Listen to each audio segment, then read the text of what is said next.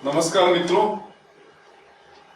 मैं हूं यशवंत कानेटकर और आज मैं आपसे चर्चा करूंगा एक कंट्रोल इंस्ट्रक्शन के बारे में जिसे कहा जाता है केस कंट्रोल इंस्ट्रक्शन। हमें पता है कि 4 अलग अलग किस्म की कंट्रोल इंस्ट्रक्शंस होती है। एक तो है सीक्वेंस, दूसरा है डिसीजन कंट्रोल इंस्ट्रक्शन, तीसरा है रिपीटिशन कंट्रोल इंस्ट्रक्शन। ये तीनों ही अब तक हम लोग सीख चुके हैं।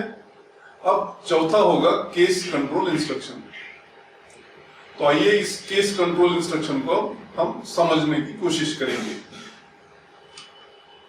एक प्रोग्राम से शुरुआत करते हैं जहां मेन के अंदर मैं पूछूंगा कि कोई भी एक नंबर एंटर कर दे जिसका वैल्यू है 1, 2 या 3।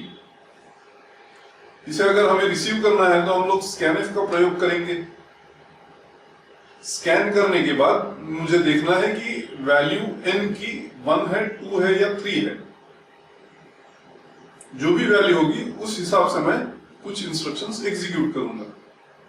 तो चेक करते हैं कि n की वैल्यू 1 के बराबर है या नहीं है। अगर यह होगी तो मैं एक मैसेज प्रिंट करूंगा, यू एंटर्ड 1। मैसेज की कोई स्पेशलिटी नहीं है, आप कोई और भी इंस्ट्रक्शन एग्जीक्यूट कर सकते थे। मैंने सिर्फ लिखा यू एंटर्ड 1। दूसरी कोई भी इंस्ट्रक्शन भी यहां बिल्कुल जायज थी। अगर n 1 नहीं है तो कंट्रोल एल्स में जाएगा। यहां मैं कई सारी इंस्ट्रक्शंस लिखना चाहता हूं, इसलिए पहले ब्रेस ओपन करूंगा और फिर चेक करूंगा कि n की वैल्यू 2 के बराबर है या नहीं है। अगर होगी तो एक मैसेज प्रिंट करते हैं, यू एंटर्ड 2। अगर n की वैल्यू 2 के बराबर नहीं है तो कंट्रोल एल्स में जाएगा। वहां पर मैं फिर चेक करूंगा कि n की वैल्यू 3 है या नहीं है। अगर 3 होगी तो मैसेज प्रिंट करते हैं, यू एंटर्ड 3। अदरवाइज मतलब एल्स लिख देंगे हम कि आपने गलत चॉइस चूज किया है। सही चॉइस था 1, 2 या 3, ये तीनों ही नहीं, आपने और ही कुछ एंटर किया है, ऐसा मैसेज प्रिंट करेंगे रॉन्ग चॉइस द्वारा। और फिर क्लोजिंग ब्रेसेस लगाते हैं, पहले इस एल्स के लिए, फिर उसके भी पहले के एल्स के लिए और आखिरकार मेन के लिए।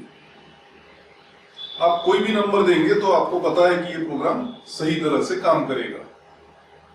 तो ये सिर्फ वर्केबल प्रोग्राम है। इसमें 3 प्रॉब्लम्स जुड़े हुए हैं। इन प्रॉब्लम्स का अभ्यास हम लोगों ने पहले भी किया है। फिर से मैं दोहरा देता हूं कि अभी एक सिंपल सा प्रोग्राम है।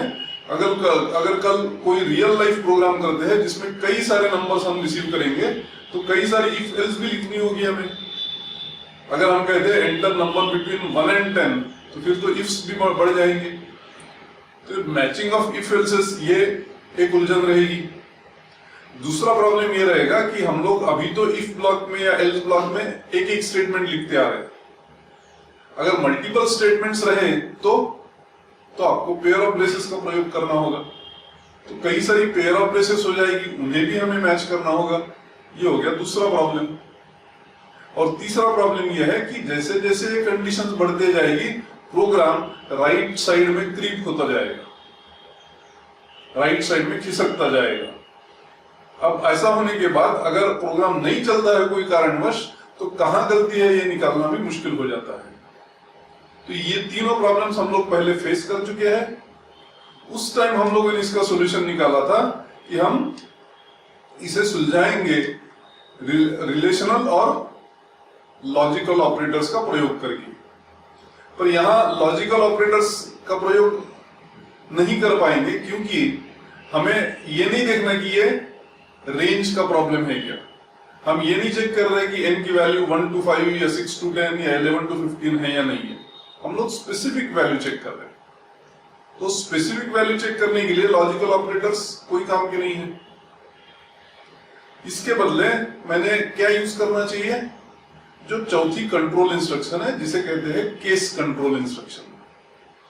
तो देखते हैं इस प्रोग्राम को कैसे केस कंट्रोल इंस्ट्रक्शन द्वारा लिखा जा सकता है जिसमें तीनों प्रॉब्लम्स जो मैंने डिस्कस किए वो नहीं आएंगी। तो सबसे पहले मेन में मैं वैल्यू रिसीव करूंगा n की, वो पार्ट वैसे ही है। और अब n की वैल्यू 1 है, 2 है या 3 है, ये देखने के लिए मैं केस कंट्रोल इंस्ट्रक्शन का इस्तेमाल करूंगा। देखिए कैसे, स्विच लिखूंगा। अब स्विच के अंदर मुझे लिखना होगा n, क्योंकि n की वैल्यू मुझे चेक करनी है। और फिर ब्रेस ओपन करके इंडेंटेड टू द राइट मैं लिखूंगा केस 1। स्विच n केस 1 का मतलब है if n is equal to 1। तो अगर n की वैल्यू 1 है तो मुझे ये प्रिंटफ करना है। उसके बाद नेक्स्ट केस लिखूंगा केस 2, केस 1 के बिल्कुल नीचे। ध्यान रखिए केस 1 और केस 2 के बाद कोलोन का प्रयोग करना है हमें, सेमीकोलन का नहीं। अब केस 2 में प्रिंट कर दूंगा मैं यू एंटर 2। उसी प्रकार केस 3 लिखी जाएगी और फिर मैं डिफॉल्ट केस लिखूंगा। जैसे स्विच और केस एक कीवर्ड है, वैसे डिफॉल्ट भी एक कीवर्ड है। डिफॉल्ट केस में कंट्रोल तब पहुंचेगा मान लो सारी ही केसेस फेल हो गई। तो मान लो मैंने n की वैल्यू दे दी 5, तो ये तीनों केसेस फेल हो जाएगी। उस केस में कंट्रोल जाएगा डिफॉल्ट केस में। ध्यान रहे केस 1, केस 2, केस 3, और हम लोग गलत कर सकते हैं केस डिफॉल्ट लिख के, वो गलती मत करिए। केस डिफॉल्ट नहीं है, सिर्फ डिफॉल्ट है। और डिफॉल्ट के बाद भी आप गौर करेंगे कि उस कोलोन दिया है, ना कि सेमीकोलन। तो डिफॉल्ट केस में लिख दूंगा मैं you made a wrong choice, और फिर क्लोजिंग ब्रेस ऑफ स्विच और क्लोजिंग ब्रेस ऑफ मेन। अब देखते हैं कि अगर मैं n की वैल्यू देता हूं 2 तो ये प्रोग्राम कैसे काम करेगा। स्विच n पे जब कंट्रोल पहुंचेगा तो n की वैल्यू 2 है, तो केस 1 तो फेल हो गई। जैसे ही केस 1 फेल हो जाएगी, कंट्रोल दूसरे केस पर जंप कर जाएगा और दूसरा केस सेटिस्फाई हो गया। जैसे ही दूसरा केस सेटिस्फाई होता है तो आउटपुट आता है यू एंटर 2। और उसके बाद हमें शायद लग सकता है कि कंट्रोल जाएगा सीधा स्विच के बाहर, पर ऐसा नहीं होता है। यू एंटर 2 होने के बाद देखिए क्या होता है, मैं बताऊंगा आपको।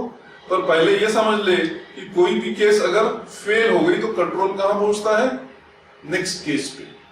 तो केस 1 जैसे ही फेल हो गई n इक्वल टू 2 के लिए, तो कंट्रोल पहुंचा नेक्स्ट केस के लिए। अब देखिए इसका सॉल्यूशन क्या है। पहले प्रॉब्लम मैं हाईलाइट कर दूं आपको। सिर्फ यू एंटर 2 नहीं प्रिंट होगा इसमें। अगर आप इसे एग्जीक्यूट करेंगे तो आप पाएंगे कि यू एंटर 3 भी प्रिंट हो गया, और इतना ही नहीं, रॉन्ग चॉइस भी प्रिंट हो गया। ऐसा क्यों होता है? क्योंकि रूल ये है कि जब भी कोई केस सेटिस्फाई होती है तो उसके नीचे जितनी स्टेटमेंट्स है सारी ही एग्जीक्यूट हो जाएगी। केस 2 सेटिस्फाई हो गया, प्रिंटफ यू एंटर्ड 2 एग्जीक्यूट हुआ, केस 3 इग्नोर हो गया, प्रिंटफ एग्जीक्यूट हुआ, यू एंटर्ड 3 प्रिंट हुआ, डिफॉल्ट भी इग्नोर हो गया, रॉन्ग चॉइस प्रिंट हो गया। ये तो हमें नहीं चाहिए। अगर हमें ये नहीं चाहिए तो हमें क्या करना होगा, हमें लिखना होगा ब्रेक। ब्रेक से क्या हो जाएगा, कंट्रोल बाहर आ जाएगा स्विच के। तो केस अगर फेल हुई तो कंट्रोल नेक्स्ट केस पे जाता है, पर अगर केस सेटिस्फाई हो गई तो उस केस के नीचे जितनी स्टेटमेंट्स है सारी statements up to closing brace of switch सारी ही एग्जीक्यूट हो जाती है। वो अवॉइड करने के लिए कीवर्ड ब्रेक का प्रयोग कर सकते हैं।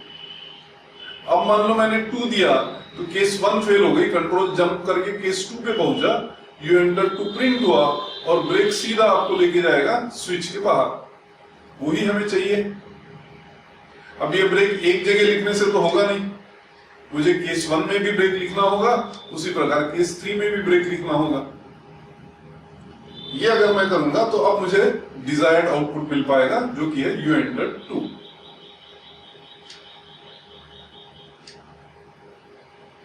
अब हर केस में देखिए 2-2 स्टेटमेंट्स लिख दिए हमने, एक प्रिंटफ है, दूसरा ब्रेक है, पर भी हमें closing braces pair of braces का उपयोग करने की जरूरत नहीं है। ब्रेक स्विच को टर्मिनेट कर देता है, जबकि ब्रेसेस ऑप्शनल है। अगर मल्टीपल स्टेटमेंट्स भी एक केस में रही तो ब्रेसेस का उपयोग करने की कोई जरूरत नहीं है। तो इस प्रकार काम करती है केस कंट्रोल इंस्ट्रक्शन। धन्यवाद।